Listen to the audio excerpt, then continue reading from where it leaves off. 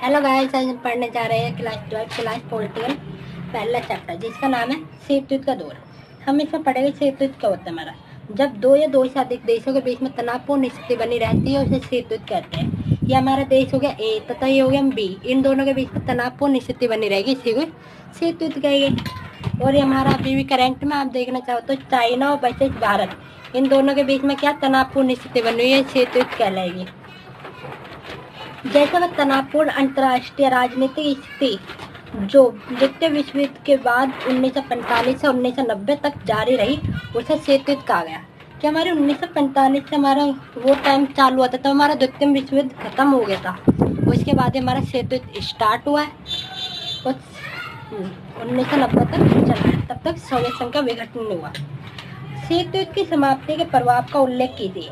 विश्व में तनाव एवं टकराव कम हो गया और संयुक्त राष्ट्र अमेरिका एवं रूस पास आ गए कि तब इसका टकराव एवं तनाव कम हो गए। तो बाद में क्या हुआ, दोनों देश आपस में मिल गए, दो ध्रुवीयता का अंत हुआ। शीतयुद्ध के दौरान महाशक्तियों के बीच क्या क्या तनाव थे। 1950 से 1953, 1950 के दौरान कोरिया युद्ध होना। 1954 में फ्रांस और वियतनाम का युद्ध हुआ था जिससे फ्रांस की हार हुई थी। 1962 में हमारी बर्लिन की दीवार, 1960 के दशक में क्या था, हमारी बर्लिन की दीवार बनाई गई थी 8 नवंबर 1961 में। क्यूबा का मिसाइल संकट 1962 में हुआ था। हमारा आता शीतयुद्ध के दौरान दायरे क्या थे। शीतयुद्ध को रोकने एवं कम करने के जो उपाय किए जाते हैं उसी को शीतयुद्ध के दायरे कहते हैं। ये नाटो बनाया गया था अमेरिका के द्वारा, वार्सा पैक्ट बनाया गया था रूस के द्वारा, जिसे हम सोवियत संघ बोलते हैं। शीतयुद्ध के दौरान एलडीसी का क्या आता है। एलडीसी का मतलब होता है लीस्ट डेवलप कंट्री, अल्पविकसित देश। इन्हें महाशक्तियाँ अपने गुटों में शामिल करने की कोशिश कर रहे थे कि छोटे देशों को महाशक्तियाँ अपने गुटों में शामिल करने की कोशिश कर रहे थे। शीतयुद्ध के युग में एक पूर्वी गठबंधन तथा 3 पश्चिमी गठबंधन के नाम लिखिए। कि हमारा पूर्वी गठबंधन था वो एक ही था और बाकी हमारे पश्चिमी गठबंधन थे वो 3 थे। एक नाटो था, एक सेंटो और एक सीटो था हमारा 1954 में होता है, 1955 में होता। शीतयुद्ध के किन्हीं दो सैन्य लक्ष्यों को लेकर शीतयुद्ध के 2 लक्ष्य हैं। सैन्य गठबंधन। इस युद्ध के दौरान दोनों महाशक्ति ज्यादा राष्ट्रों को शामिल कर रहे थे। कि दोनों महाशक्ति कहते थे सैन्य बलों का लक्ष्य कहते उनके कि अपने सेना की पावर बढ़ाना। सेना की पावर बढ़ाने के लिए दोनों महाशक्तियाँ थी ज़्यादा राष्ट्रों को अपनी तरफ शामिल करते थे, जिससे क्या होता है छोटे देश उनके तरफ जाएंगे तो उनके सेना भी होगी वो इसी में मिल जाएगी, सेना की पावर बड़े देशों में मिल जाएगी।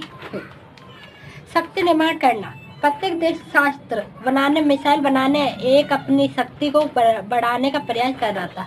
हर कोई देश अपनी शक्ति को बढ़ाने का प्रयास कर रहा था। शीतयुद्ध के दौरान भारत दोनों खेमों में से किसी में भी शामिल क्यों नहीं हुआ। विकास धारणा। भारत स्वतंत्रता के बाद अपने समान समाज को जल्दी विकसित करना चाहता था, इसलिए वह किसी देश में शामिल नहीं हुआ। कि शीतयुद्ध के बाद क्या हमारी तब हमें आज़ादी मिली थी भारत को। आज़ादी के बाद भारत ने पहले अपना कल्याण लेगा, क्या वो अपना समाज को जल्दी विकसित करना चाहता था, इसीलिए वो किसी भी गुट में शामिल नहीं हुआ। विकास धारणा इसी के बोलते संप्रभुता बनाना। भारत अपनी सर्वभुकता को खोना नहीं चाहता था। अब आते एक ध्रुवीय तथा द्विध्रुवीय विषमता का अर्थ लिखिए। एक ध्रुवीयता। जब विश्व में एक देश का सामाजिक, सांस्कृतिक, आर्थिक, राजनीतिक वर्चस्व की शक्ति बनी रहे तो उसे एक ध्रुवीयता माना जाएगा। कि तब हमारे विश्व में किसी एक देश के सामाजिक, आर्थिक, राजनीतिक, सांस्कृतिक ये चारों का वर्चस्व बना रहे, उसी को ही हम एक ध्रुवीयता कहेंगे। जब दो देशों के बीच में अपनी शक्ति का वर्चस्व स्थापित करने की होड़ होने लगे तो उसे द्विध्रुवीयता माना जाएगा। या इसमें आप ये भी लिख सकते हैं जब विश्व में दो देशों के बीच में सांस्कृतिक, आर्थिक, राजनीतिक और सामाजिक वर्चस्व की शक्ति बनी रहे उसे द्विध्रुवीयता कहते हैं। और सबसे सिंपल और है कि हमारा कोई एक देश है, एक देश को हम क्या करेंगे दो भागों में, हमारा विश्व था 2 भागों में बट चुका था। पहला था हमारा यूएसए, दूसरा है यूएसएसआर। तो इसमें हमारे यूएसएसआर इसी प्रक्रिया को हमने द्विध्रुवीयता कहा कहते हैं। अब आता है वह देश कौन से है जो वार्सा पैक्ट ना तो नाटो में शामिल हुए। क्या ऐसा कौन सा देश है वो ना तो वार्सा पैक्ट में हो ना तो नाटो में। तो वो सभी देश थे वो गुटनिकेस में थे, क्योंकि गुटनिकेस में क्या वो देश थे जो कि किसी भी महाशक्ति में शामिल नहीं होते। तो हमारे 4 है भारत और नई दिल्ली, नेपाल काठमांडू, मिस्र काहिरा और यूगोस्लाविया है वो बेलग्रेड। ये सब क्या इसकी राजधानियाँ हैं। छोटे देश महाशक्ति में शामिल क्यों हुए कि छोटे देश महाशक्ति में शामिल क्यों हुए? उन्हें कुछ बेनिफिट हो रहा हो इसीलिए तो होते। छोटे देशों को क्या मिल लेती? सुरक्षा प्रणाली मिल लेती। क्या मिल लेती? सुरक्षा प्रणाली मिल लेती। सुरक्षा प्रणाली में क्या था? प्रत्येक छोटे देश को अपने देश की सुरक्षा प्रणाली को बेहतर बनाना था कि प्रत्येक छोटा देश है उस पर कोई देश हमला कर दे तो उसके पास इतनी सेफ्टी और बाकी टेक्नोलॉजी नहीं थी, इसीलिए उन्होंने क्या करा बड़े देशों में महाशक्ति में मिल गए जिससे उसकी सुरक्षा प्रणालियाँ और भी मजबूत हो जाए। मजबूत करने के लिए, बेहतर करने के लिए। आर्थिक प्रणाली, छोटे देश अपनी आर्थिक स्थिति को अच्छा करना चाहते थे। शीत के दौरान पूर्वी तथा पश्चिमी गठबंधन की व्याख्या कीजिए। यूरोप के देशों के नाम लिखिए जो इन गठबंधनों के सदस्य नहीं है। पूर्वी गठबंधन का वार्सा पैक्ट संधि है। इसके नेतृत्व में सोवियत संघ द्वारा किया गया। इनकी स्थापना 1955 में की गई तथा पूर्वी गठबंधन का मुख्य उद्देश्य नाटो में शामिल देशों के यूरोप में मिलाना था। इसके प्रमुख सदस्य थे कौन कौन थे? सोवियत संघ, पूर्वी Germany, Czechoslovakia, Poland, Romania, Bulgaria. ये सभी क्या थे? इनके देश थे यूरोप के। अब आता पश्चिमी गठबंधन। पश्चिमी गठबंधन ने स्वयं को एक संगठन का रूप दिया। अप्रैल 1949 में नाटो की स्थापना हुई जिसमें 12 देश शामिल थे। इन संगठन ने घोषणा की कि उत्तरी अमेरिका के इन देशों में से किसी भी एक पर भी हमला होता है तो इसे संगठन में शामिल सभी देश अपने ऊपर हमला मानेंगे। नाटो में शामिल हर देश एक दूसरे की मदद करेगा। इसमें क्या बताया गया कि नाटो का एक संगठन बनाया 1949 में, उसमें हमारे 12 देश शामिल थे। 12 देशों में से अगर किसी भी एक देश पर हमला होता तो 12 के 12 उसे दूसरे देश के खिलाफ हो जाएंगे कि किसी ने भी इन 12 में से किसी भी एक पर हमला कर दिया तो 12 के 12 उस व्यक्ति को अकेले मिलकर मारेंगे। सिंपल। पश्चिमी गठबंधन के सदस्य ब्रिटेन, फ्रांस, जर्मनी, इटली, पुर्तगाल, स्पेन, नॉर्वे, डेनमार्क और स्वीडन और ऑस्ट्रेलिया में शामिल नहीं थे। ये सभी क्या थे? पश्चिमी गठबंधन में शामिल नहीं थे। अब आता है हमारा बारडोई सम्मेलन। क्या है? इसके परिणाम क्या थे? बारडोई सम्मेलन इसे हम एफ्रो एशियाई सम्मेलन भी बोलते हैं। अप्रैल 1955 में बारडोई स्थान के एशियाई और अफ्रीकी राष्ट्रों का एक सम्मेलन हुआ जिसमें 39 देशों के प्रतिनिधियों ने भाग लिया। परिणाम कि यहाँ पे क्या 1955 में बारडो नहीं हमारी जगह का नाम है। यहाँ पर सम्मेलन हुआ था किन में? एशियाई और अफ्रीका राष्ट्रों के देश में। उसमें 39 देश शामिल थे पहले। अब आते परिणाम। पंचशील सिद्धांतों का विस्तार। इस सम्मेलन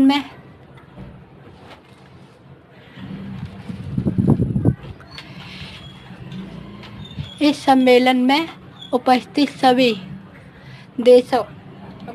देशों ने पंचशील सिद्धांतों का विस्तार किया तथा उनकी संख्या 10 हो गई।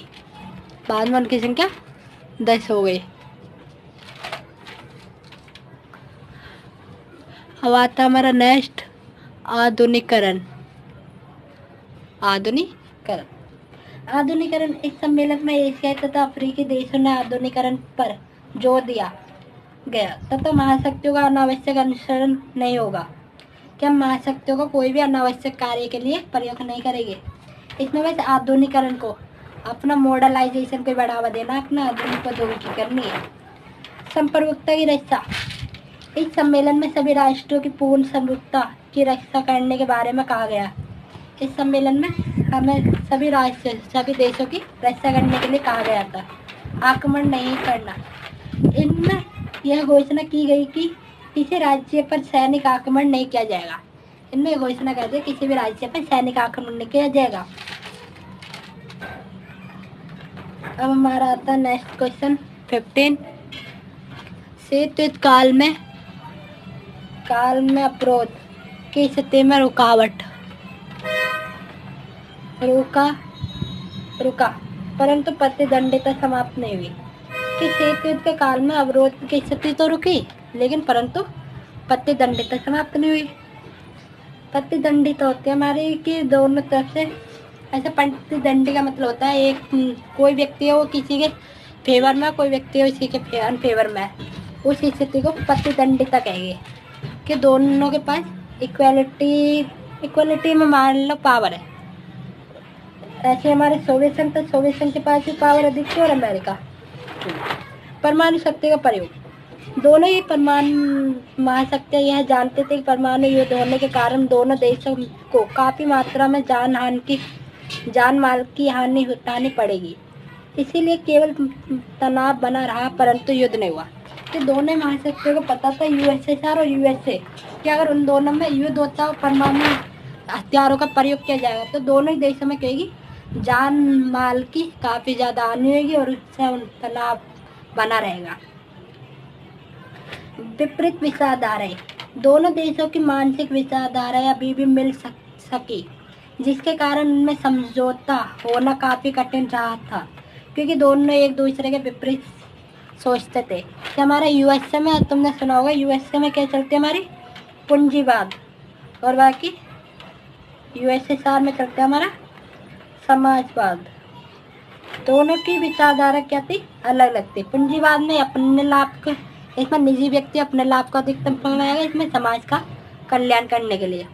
आर्थिक स्थिति, दोनों महाशक्तियाँ आर्थिक स्थिति में काफ़ी मजबूत थे, इसीलिए युद्ध होने के कारण उन्हें काफ़ी हानि होती है। इनकी कच्चे माल की पूर्ति छोटे देशों से पूर्ण हो रही है। शीत युद्ध के दौरान दोनों महाशक्ति छोटे देशों पर अपना नियंत्रण क्यों करना चाहती थी। राजनीतिक प्रभाव, दोनों देशों को अपने राजनीतिक प्रभाव एवं समर्थकों की संख्या बढ़ाने के लिए गुट बनाने की आवश्यकता पड़ रही थी। कि इसमें पूछा गया है शीत युद्ध के दौरान महाशक्ति थे छोटे देशों पर अपना नियंत्रण क्यों करना चाहते थे, क्योंकि इससे क्या होगा, राजनीतिक प्रभाव पड़ेगा। क्यों महाशक्ति क्या है, छोटे देश इसमें सम्मिलित होने के कारण इसके राजनीतिक प्रभाव है वो अत्यधिक बढ़ जाएगा। तीसरे विश्व युद्ध की स्थिति, यूरोप में अनेक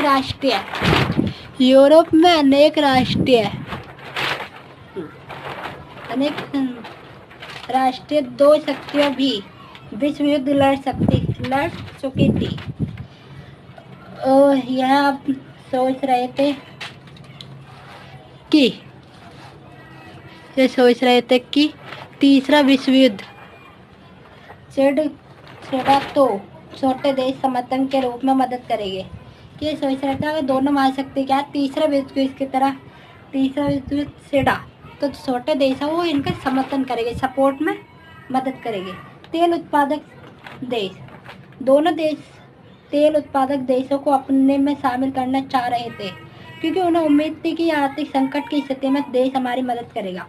कि दोनों ही देश क्या थे, तेल उत्पादक देशों को अपने तरफ शामिल करना चाह रहे थे। कौन कौन से देश, सोवियत संघ और अमेरिका। महाशक्ति थी छोटे देशों को अपनी तरफ सम्मिलित करती थी, जिससे क्या होगा, अगर आर्थिक संकट की स्थिति उन्हें भविष्य में झेलनी पड़े तो उनसे मदद ले सकते हैं। खनिज संपदा, इन दोनों महाशक्तियों को एशिया एवं अफ्रीका के देशों में खनिज आसानी से प्राप्त होने की उम्मीद थी एवं अपनी आर्थिक नीति को मजबूत करने का अवसर था। यानी क्या था, अपनी खनिज संपदा से क्या थी ना, आर्थिक मजबूती प्रदान हो रही थी छोटे देशों से, कि छोटे देश उन्हें खनिज संपदा देगा जिससे क्या होगी, उनकी आर्थिक ताकत बढ़ेगी। हथियार एवं सेवा संचालन, दोनों देशों को इन छोटे देशों की मदद के कारण हथियार एवं सेवा का संचालन करने में आसानी होने लगी। कि यहाँ पर क्या होता है, सेनाओं ने छोटे क्षेत्र दे दिए तो छोटे देश से वो मिलकर एक बड़ा क्षेत्र बन गया। वहाँ पर सेना का संचालन है, सेना प्रैक्टिस आसानी से कर सकती है। अब आता है हमारा वेरी इंपॉर्टेंट क्वेश्चन, बेलग्रेड शिखर सम्मेलन क्या था। गुट निरपेक्ष देशों का प्रथम शिखर सम्मेलन सितंबर 1961 में बेलग्रेड में हुआ।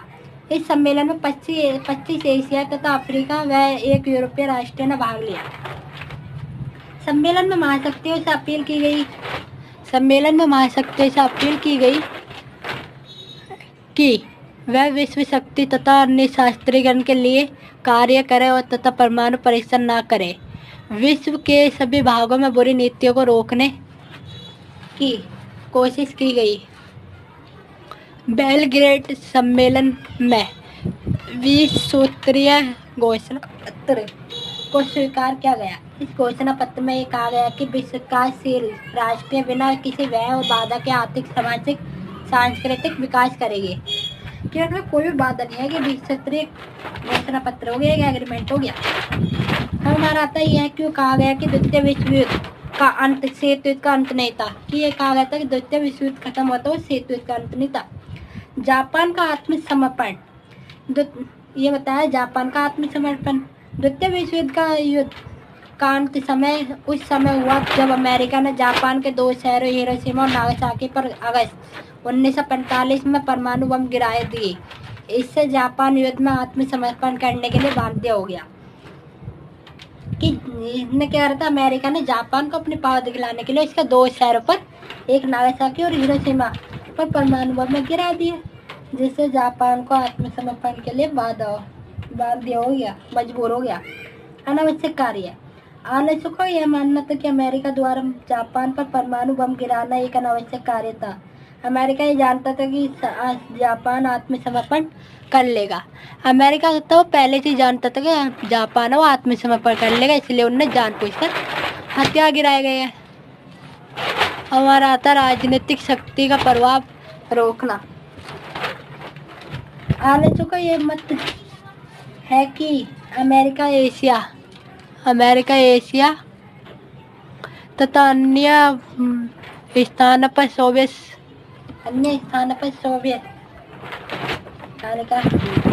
संघ की सैनिक व राजनीतिक प्रभाव को कम करना चाहते थे। इससे क्या हो रहा था, सोवियत संघ का सैनिक और राजनीतिक प्रभाव था वो कम करना चाह रहे थे। शीत युद्ध का आरंभ में क्या लिखा है, द्वितीय विश्व युद्ध के अंतर्गत जर्मनी, जापान, इटली ने आत्मसमर्पण कर दिया। अमेरिका एक सोवियत संघ 2 महाशक्तियों के रूप में उभर कर सामने आए। इसके बाद दोनों देशों में शीत युद्ध की शुरुआत हुई। हमारा आता है क्यूबा मिसाइल संकट। सबसे महत्वपूर्ण क्वेश्चन है परमाणु हथियार की जानकारी। क्यूबा, ये क्या था, क्यूबा में सोवियत संघ द्वारा परमाणु हथियार तैनात करने की जानकारी अमेरिका के 3 हफ्ते बाद पता चली। अमेरिका के राष्ट्रपति जॉन एफ कैनेडी ने उसके सलाहकार ऐसे करने से कुछ डर रहे थे जिससे दोनों देशों के बीच में परमाणु युद्ध न हो जाए। अमेरिका के जॉन एफ कैनेडी राष्ट्रपति थे कि सोवियत संघ के नेता क्रुश्चेव क्यूबा से मिसाइलें और परमाणु हथियार को हटा ले। कि यहाँ पर क्या होता है, हमारे परमाणु हथियार की जानकारी। कि इसमें एक डायग्राम है, क्यूबा मिसाइल संकट वेरी इंपॉर्टेंट है। आपको इसमें दिख रहा होगा, ये लाल लाल एरिया अपनी किताब में देखना, ये क्यूबा है। क्यूबा ने क्या करते थे, यहाँ पर परमाणु हथियार तैनात कर दिया और बाकी अमेरिका है वो रेड लाइन है, इसके अंडर में आ गया। अब यहाँ पर सोवियत संघ के हमारे नेता कौन थे, निकिता क्रुश्चेव इनका पूरा नाम है, और अमेरिका के राष्ट्रपति जॉन एफ कैनेडी। तो यहाँ पर सोवियत संघ ने क्यूबा के द्वारा मिसाइलें तैनात करवा दी और बाकी अमेरिका के राष्ट्रपति जॉन एफ कैनेडी को इसकी सूचना 3 हफ्ते बाद पता लगी, जिस कारण उन्होंने जॉन एफ कैनेडी ने क्या करा, उनके जहाज़ों को प्रतिबंध लगा दिया, रोक दिया, जिस कारण सोवियत संघ के निकिता क्रुश्चेव को वहाँ से मिसाइलें हटानी पड़ी।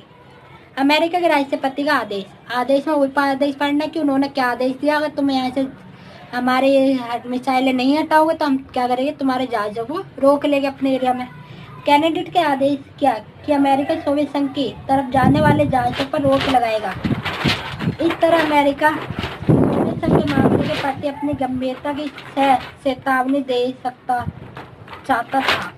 संकट, ऐसी स्थिति में यह लग रहा था कि युद्ध होकर रहेगा। इस स्थिति को क्यूबा मिसाइल संकट के रूप में जाना जाता है। इस संघर्ष में यह कंसम ये रिपीट कर देते हैं, संकट। ऐसी स्थिति में यह लग रहा था कि युद्ध होकर रहेगा। इस स्थिति में क्यूबा मिसाइल संकट के रूप में जाना जाता है। इस संघर्ष की आकांक्षा में पूरी दुनिया थी कि इस स्थिति में ऐसा लग रहा था क्यूबा ने क्या कर दिया था, पूरा अमेरिका को घेर लेता 1/3 एरिया। तो 1/3 एरिया में ये लग रहा था दोनों राष्ट्रपति का और युद्ध हो जाएगा, तो अमेरिका पूरा उसके अंडर में आ गया था, तो काफ़ी तबाही हो जाती। अंतिम फैसला। अंत में दोनों देशों ने युद्ध टालने का फैसला किया और दुनिया को राहत मिली। सोवियत संघ ने अपने जहाज वापस कर लिए।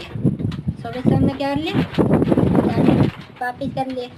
हाँ, तक क्यूबा मिसाइल संकट को किस युद्ध का चरम बिंदु माना जाता है? क्यूबा मिसाइल संकट को शीत युद्ध का चरम बिंदु माना जाता है। 1961 से 1962 तक चला। हमारे आते मार्शल योजना से क्या अभिप्राय है? यह योजना अमेरिका के विदेश मंत्री के नाम से, मार्शल योजना के नाम से प्रसिद्ध है। ये क्या अमेरिका विदेश मंत्री है, उनके नाम से प्रसिद्ध है। इस योजना के अंतर्गत देशों का आर्थिक विकास बहुत ही तेज गति से होने से है।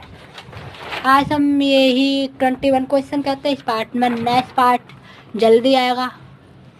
तब तक के लिए थैंक यू।